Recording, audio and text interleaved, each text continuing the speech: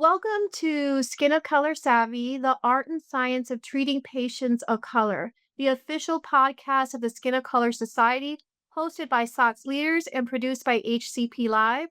I am Dr. Rebecca Vasquez, and I'm very pleased to be joining you for this Savvy Conversation episode focused on an especially timely topic as summer gets underway: the sunscreen gap, cancer prevention in patients with skin of color. With longer days, increased UV exposure, and more time spent outdoors, conversations around sun protection become especially important. Yet there are misconceptions that persist that perhaps patients with darker skin tones are not at risk for skin cancer, or maybe they don't need sunscreen in the same way as those patients or individuals with lighter skin. I'm joined today by Doctors Henry Lim, Dr. Jane Yoo, and Dr. Jeanine Downie, all of whom bring important perspectives on photoprotection, patient education, and dermatologic care in diverse patient populations.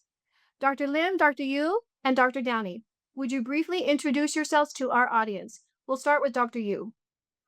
Hi, I'm Dr. Jane Yoo. I'm a board certified dermatologist and Mohs surgeon here in New York. A lot of my work sits at the intersection of clinical dermatology and health policy since I have a background in public policy. I've been involved in advocacy around sunscreen standards, as well as the approval of newer UV filters in the United States. So I tend to think about the sunscreen gap from two angles at once. What I really see in the office, treating skin cancers when they're caught late, and what's happening upstream in terms of the education, formulation, and policy. I'm really glad to be part of the conversation here today. Thank you. Dr. Lim? I'm Henry Lim. I am a dermatologist practicing in Detroit, Michigan at Henry Ford Health System. My long-standing interest in dermatology is on photodermatology, and including photoprotection has been involved in the photoprotection field for quite a number of years. Hi, I'm Dr. Dr. Downie? Jeanine Downie. I'm a board certified dermatologist that focuses on cosmetic dermatology. I practice in Montclair, New Jersey.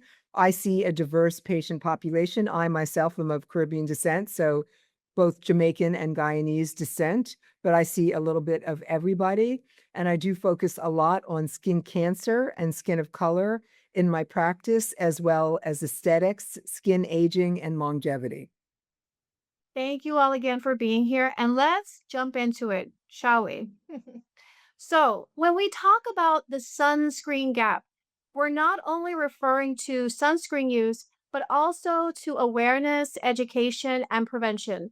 Dr. Lim, how do you define this gap, and why does it continue to persist in patients with skin of color? I think the gaps are on, as you had mentioned, Rebecca, they are two level. One is that on the technological front, in terms of the type of active ingredients in sunscreen, which are called UV filters, there's definitely a gap, especially for the longer wave ultraviolet light, which is the long wave UVA, which is the aging ray, or the one that causes skin cancer, that causes wrinkling, the one that causes pigmentation, especially in darker skin individuals. There's definitely a lack of very good filters for that part of the spectrum. So that is one gap. The other gap, obviously, is what you're referring to in terms of public awareness and public education on photo protection. The thought that the darker skin individual does not require photo protection is quite prevalent, and that is obviously not correct. The risk of skin cancer is lower in darker skin individual, but the risk is not zero. So photo protection is still quite important. And of course, pigmentary alterations in darker skin individual is very significant clinical problem. We all see patients with acne coming in. The acne is gone, but the blemishes on the skin is there and very disturbing to the patient for many, many years. One of the most common misconceptions is that darker skin fully protects against skin cancer. Dr. Downey, how do these misconceptions impact prevention, diagnosis, and outcomes in clinical practice? Okay, so I like to say that anybody with skin needs to wear a sunblock. So that's anybody with skin, Black, white, Latino, Asian, Native American, from the lightest of light to the darkest of dark. Even if you are a very dark-skinned African from the west coast of Africa, your color, your pigment will only give you somewhere between an SPF of 7 and an SPF of 13. And that's all there is to it. So below an SPF of 30, we're not even really doing anything at all. So I tell everybody every day, rain or shine, January through December, regardless of your ethnicity, you must put sunscreen on and reapply it. If you're up in the Northeast where I am, then perhaps it's every 2 hours. If you're closer to the equator, it's every hour. For those that give me the vitamin D argument, I tell them oily salmon, oily fishes, vitamin D supplements. That will help you a lot because your vitamin D level is significantly important. But how it affects Dr. Vasquez is a very excellent question. So, according to the Skin Cancer Foundation, based on results from 2015 to 2021, in terms of the 5-year survival rate for melanoma, for Black patients, it's only 70%. Okay. And for white patients, it's above 95% in terms of the survival rate, the 5-year survival rate for melanoma. So the fact is that Black patients are dying faster and quicker from melanoma.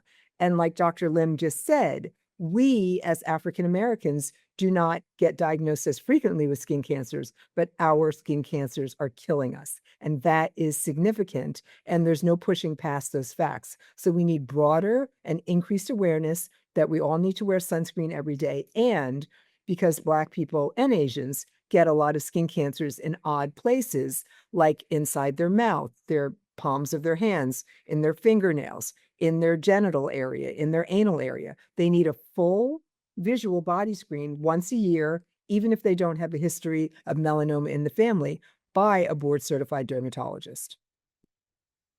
Excellent. Although skin cancer incidence may be lower in some populations with skin of color, as we just heard from Dr. Downie, outcomes are often worse. Dr. Yoo, what factors contribute to delayed diagnosis in these patients, and what should clinicians be particularly mindful of? Great. So this is a wonderful question, and this is where the conversation actually gets urgent because the disparity, as mentioned, is dramatic. The melanoma incidence is lower in patients with skin of color. The 5-year survival is roughly 71% for Black patients compared to 94% for white patients. So this is one of the widest racial gaps in any type of cancer, and it's the biggest single driver of its kind at any stage at diagnosis. So nearly 4 in 10 Black patients are diagnosed with regional or distant stage disease versus 1 in 7 white patients. So that's tremendous. I've had Black patients with melanoma myself, and when the melanoma is caught early, it's highly curable, but once it spreads, it becomes far harder to treat. So this gap is largely about timing. Several things drive that delay, and they kind of like stack on top of each other. I would say the first is awareness. And I want to be clear that this is not just patients, but also clinicians and people who refer patients to us as dermatologists. And, what happens is that people say, like, oh, I'm darker, I'm fully protective, but actually, the darker skin tones naturally contain more melanin, but this only provides an intrinsic sun protection factor of about 13. That's still pretty low. As previously mentioned, the second is location. In patients of color, the majority of melanomas appear on the palms, the soles, as well as under the nails. Acral sites that patients don't think about or look at and always examine. And finally, the third is biology. Acral lentiginous melanoma isn't always driven by UV exposure. So, roughly a quarter of these melanomas are also amelanonic, meaning that they lack the obvious pigment. I just had a patient, this week come in with an amelanonic melanoma that she herself actually, pointed out, which was great. And then I would say the fourth is access, just delays in getting to a dermatologist and lesions being dismissed at earlier points of contact. So, what do I want other clinicians to be aware of? Examine the entire skin. So, make sure you look at the palms and soles as well as the spaces in between, the fingers as well as the toes. Pay really attention to the nails. This is something I emphasize to my Asian and Black patients. Anything new, changing, widening, dark longitudinal bands, or big pigment that might be like, in the surrounding nail fold deserves a closer look. And obviously using dermoscopy can help you with that. And in my office, what we do is we take dermoscopic photographs to kind of like keep track of those measurements. Bob Marley died of a subungual melanoma when he assumed it was just due to an injury. So this story is more than 40 years old, but it's still happening today, which tells you that this is a gap that we can close. Rebecca, I love that you if I go may, ahead, please. I want to just expand on the very, very great answer given by Jane.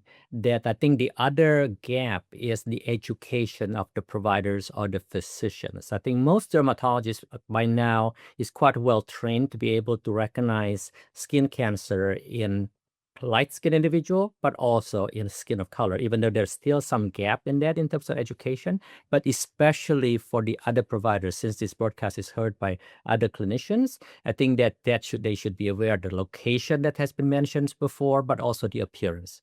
Period. And going back to that, Henry, I would say in my office, what has happened in the past with PCPs, referring patients to me is that, in earlier years, they would say, oh, you have a streak on the nail. It's fine. This is just genetic, or this is just very common in African Americans or Asians.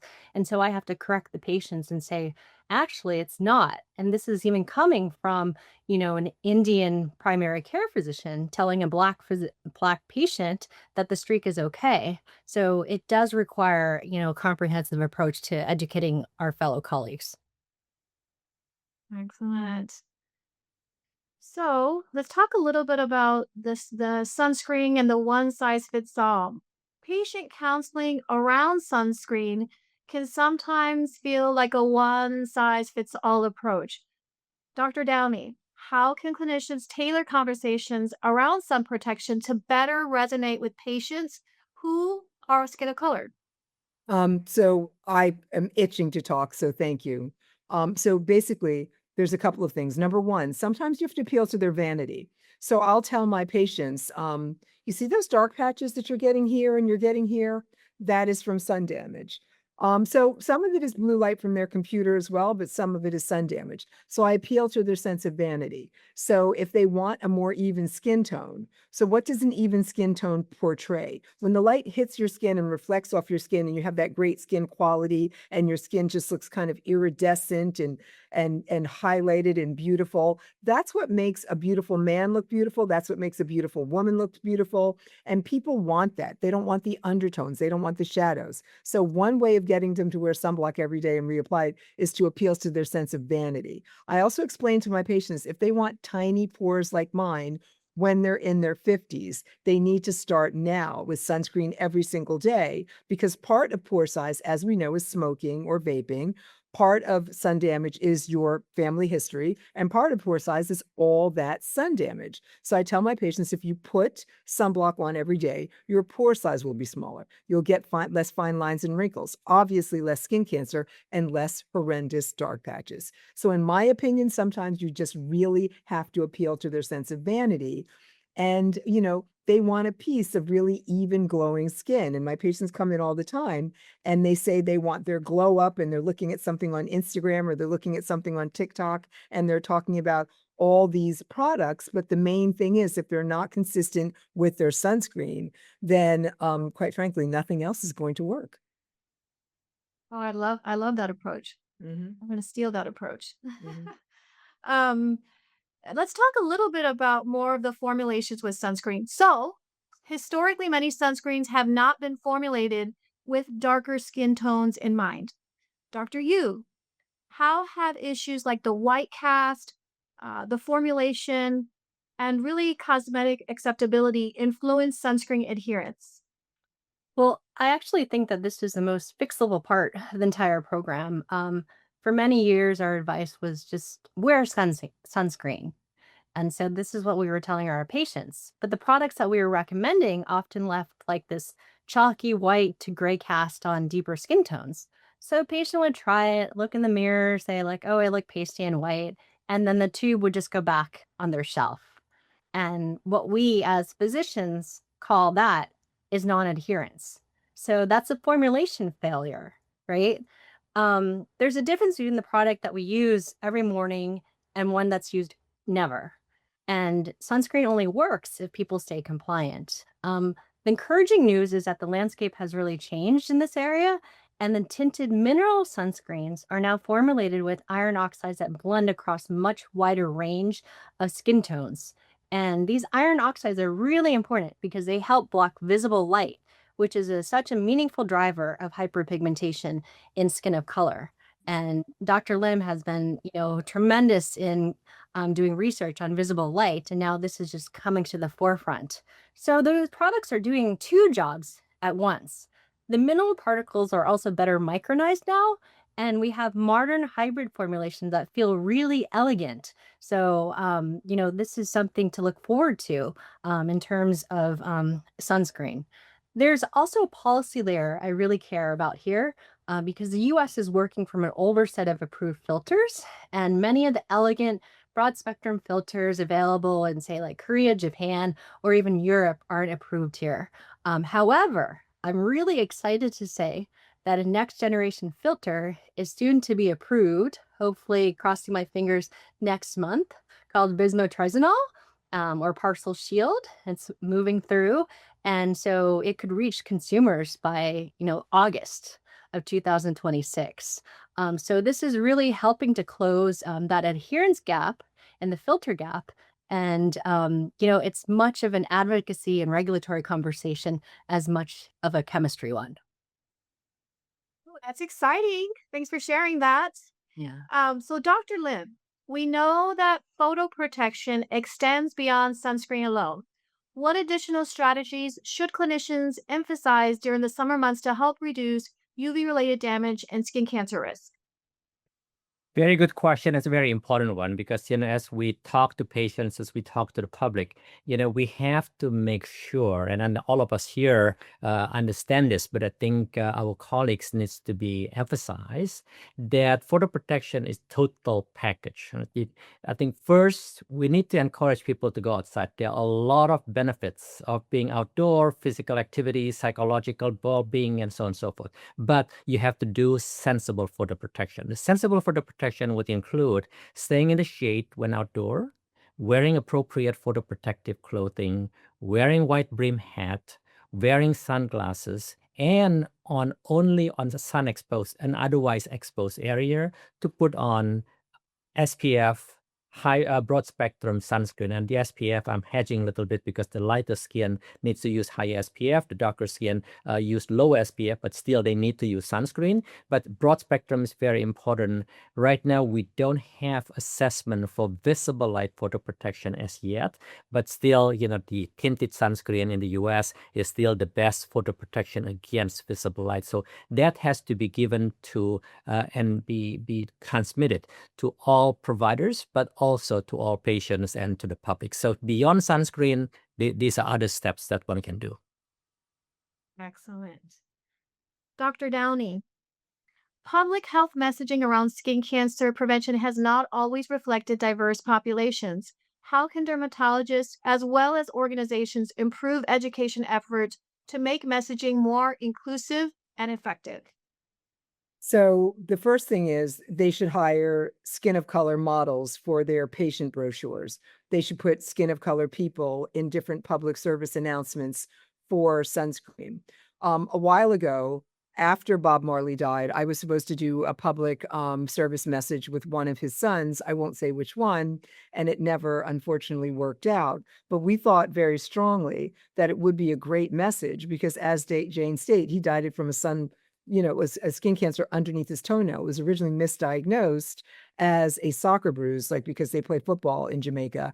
And when it was properly diagnosed, it already metastasized to his brain, and then it went on to kill him. So I will have patients with public health messaging that come in and say to me, well, Bob Marley wouldn't have lived anyway because his skin cancer was underneath his toenail. I'm not going to sunblock my toenails. So with public health messaging, we have to say, yes, you can have these unusual types of skin cancer, but you can also have these very typical types of skin cancer. And this can also, and show them extreme, show them the giant scar down the face of a light-skinned African-American like me that I've showed people with my patient's permission because her dermatologist for 5 years told her that something was fibroangioma.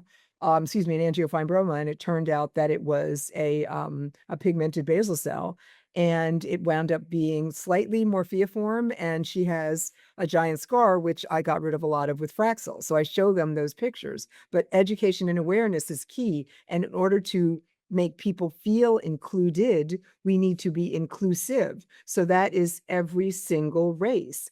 Diversity is not a bad word in our society. It's the fabric of our society, and it's what makes us all better. As I like to say, we don't exclude anybody with skin cancer because anybody with skin can get skin cancer. So I think that if we want to be a more diverse, understanding population, we need to put them in the advertisements, and we need to speak to everybody and show everybody, unfortunately, that they can get skin cancer. I think that's key, and we're still not here yet. I love that. I love that. I am totally with you that culturally relevant public messaging is where we need to go. Mhm, Excellent point. mhm. Um, Dr. Lim, I'm actually really interested in this question. As awareness grows, research in this space continues to evolve. What developments or areas of research are you most hopeful about when it comes to improving skin cancer prevention in patients with skin of color? I think the one is obviously advocacy, and that's been covered very well by Jane. I think we need to continue to make sure public education is done. But in terms of other aspects, I think there are several.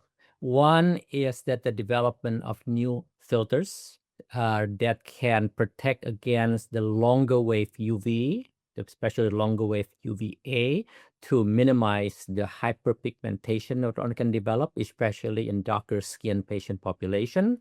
They are pretty good filters, as mentioned before. In other parts of the world, in the US, we are still lacking. BMT or bimotrizinol is the bright light in this particular field, and hopefully there will be other filters that will be coming in. But that is still quite a while. But nonetheless, having better filters in the US would be very, very good. And the other new area that is actively being investigated is what we call biological photoprotection.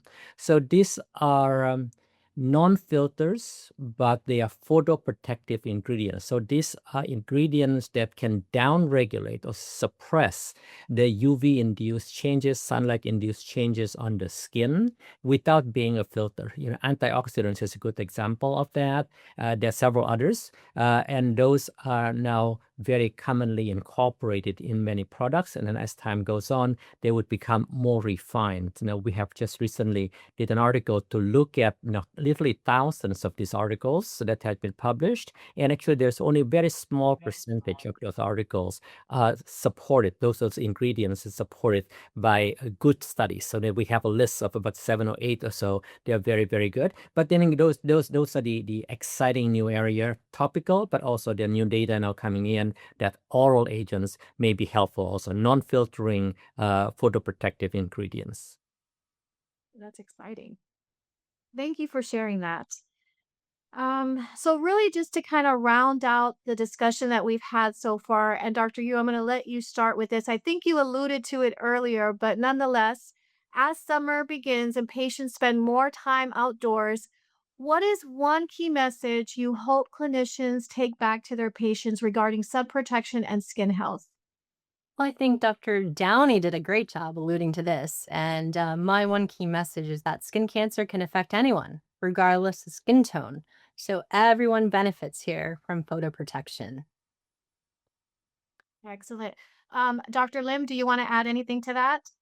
No, I think I would fully agree with Jane and with Jeanine about that. Photo protection is needed for all. We should be able to go outside and enjoy life. And Dr. what I Downie, like to anything else?